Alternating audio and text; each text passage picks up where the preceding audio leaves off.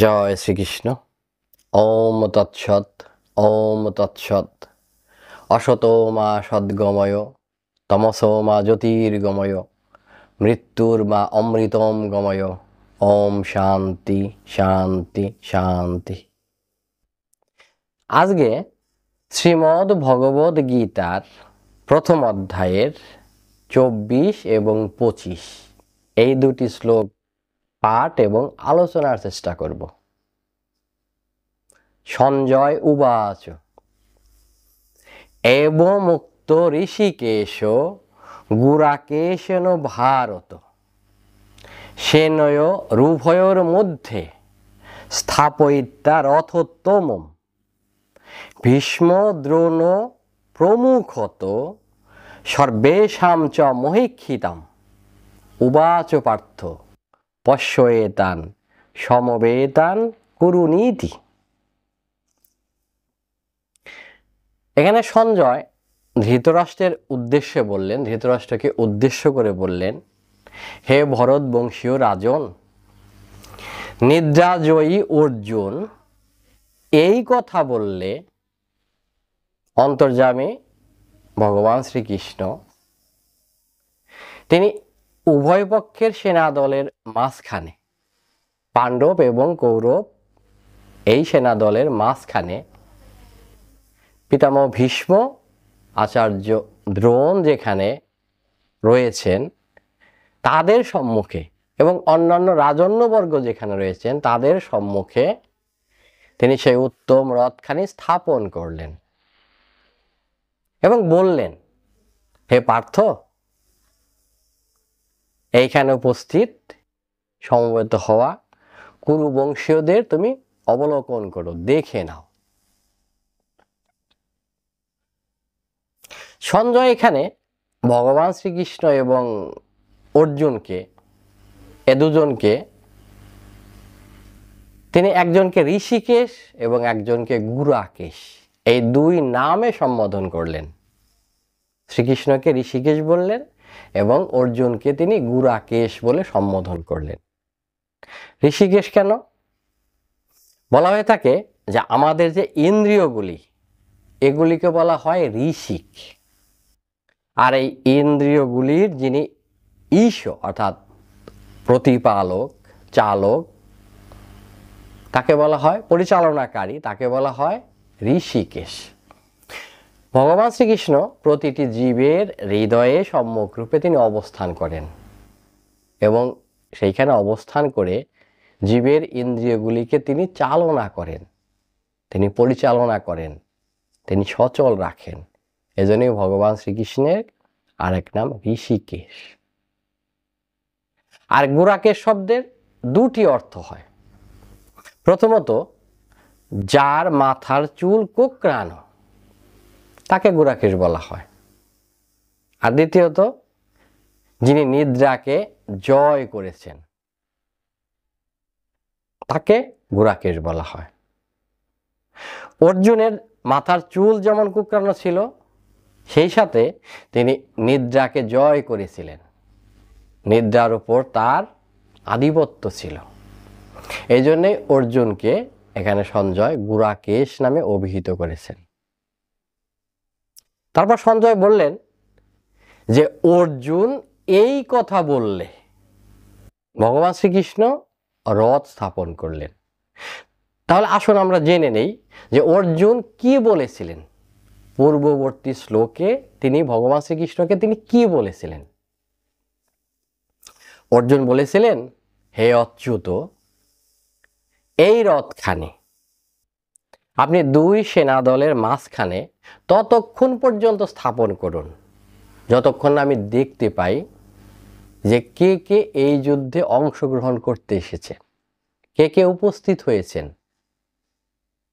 অর্থাৎ মহারথী অর্জুন বলতে চেয়েছেন যে কার সঙ্গে আমার যুদ্ধ করতে হবে আমি তাদের দেখতে চাই। তিনি ভগবান শ্রীকৃষ্ণকে আজ্ঞা করলেন, আদেশ করলেন। তখন ভগবান কি করলেন? সাধকগণ বলে থাকেন, যিনি নিদ্রা এবং আলস্য সুখের বশ নন, মা তিনি এই বিত্ত বৈভব সুখেরও বশ নন, শুধু ভগবানের বশ, ভগবানের দাস। বিত্ত সুখের যিনি দাস নন, আলস্য সুখেরও যিনি দাস নন, যিনি শুধু ভগবানের দাস, ভগবান তার কথা অবশ্যই শোনেন। শুধু শোনেনই নন, সেই ভক্তের আদেশও ভগবান পালন করে থাকেন। তাই তো অর্জুন যখন ভগবানকে আদেশ করেছিলেন, ভগবান কি করলেন? সেই রথখানি পাণ্ডব এবং কৌরব এই দুই সেনা দলের মাঝখানে স্থাপন করলেন। সঞ্জয় এখানে বললেন যে রথোত্তম, উত্তম রথখানি। তিনি অর্জুনের সেই রথখানিকে উত্তম রথ বললেন। ধর্মাত্মা সঞ্জয় ঠিকই বলেছিলেন, কেননা ভগবান শ্রীকৃষ্ণ স্বয়ং যে রথের চালক, সারথি জগৎ সংসারে, সে রথখানি অবশ্যই উত্তম, অবশ্যই শ্রেষ্ঠ। ভগবান শ্রীকৃষ্ণ এখানে তার সখা অর্জুনের আদেশ পালন করার পাশাপাশি তিনি রথটি স্থাপন করেছিলেন কৌশলে। কারণ তিনি চেয়েছিলেন যে অর্জুনের মধ্যে যে মোহ আছে, কৌটুম্বিক মোহ, সেটা জাগ্রত হোক। তাই তিনি বললেন, রথ স্থাপন করার পরে বললেন পার্থ। অর্জুনকে তিনি বললেন পার্থ, পৃথার পুত্র পার্থ। মাতা কুন্তির পূর্ব নাম বা আসল নাম পৃথা, কাজেই পৃথার পুত্র তিনি অর্জুনকে পার্থ বললেন। শ্রীমদ্ ভগবদ গীতাতে ভগবান শ্রীকৃষ্ণ যখনই কোনো গভীর তত্ত্ব, গভীর জ্ঞান অর্জুনকে দান করতে চেয়েছেন, অথবা তিনি নিজে কোনো কিছু করতে চেয়েছেন, কোনো কিছু তিনি গভীরভাবে যখন উপলব্ধি করেছেন যে এইটা প্রয়োজন, তিনি যেটা ইচ্ছা করেছেন অর্জুনকে শেখাবেন, অর্জুনকে দান করবেন, এইরকম যখনই তার মনের মধ্যে ইচ্ছা জেগেছে, তখনই তিনি অর্জুনকে পার্থ নামে ডেকেছেন। তখন অর্জুন বলেননি, তখন বলেছেন পার্থ। এইখানে ভগবান শ্রীকৃষ্ণের ইচ্ছা ছিল, তার মনের মধ্যে তার ইচ্ছা জেগেছিল যে অর্জুনকে, তার সখাকে তিনি মোহগ্রস্ত করবেন, কৌটুম্বিক মোহে মোহগ্রস্ত করবেন। এজন্য কি করলেন? তিনি পার্থ নামে সম্বোধন করলেন। অর্জুনের মনটাকে তিনি নিয়ে গেলেন তার মায়ের কাছে, তার মা তার মুখখানি অর্জুনের মনের মধ্যে জাগ্রত করে দিলেন। অর্থাৎ অর্জুনের মনকে তিনি যুদ্ধক্ষেত্র থেকে অনেক অনেক দূরে নিয়ে গেলেন তার মায়ের কাছে। অর্থাৎ যুদ্ধের সেই উন্মাদনা তাকে ভুলিয়ে দিলেন। তারপর কি করলেন? তিনি রথ স্থাপন করলেন। পিতামহ ভীষ্ম, গুরুদেব দ্রোণাচার্য এবং অন্যান্য রাজন্যবর্গ যেখানে উপস্থিত ছিলেন, ঠিক তাদের সামনে। কেননা তিনি অর্জুনের মনের মধ্যে মোহ উৎপাদন করতে চেয়েছিলেন, ক্রোধ নয়।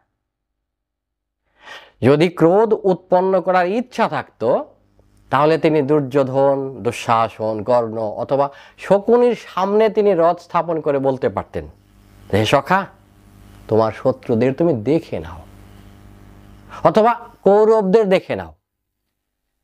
তাহলে অর্জুনের মনের মধ্যে ক্রোধ উৎপন্ন হতো, মোহ নয়।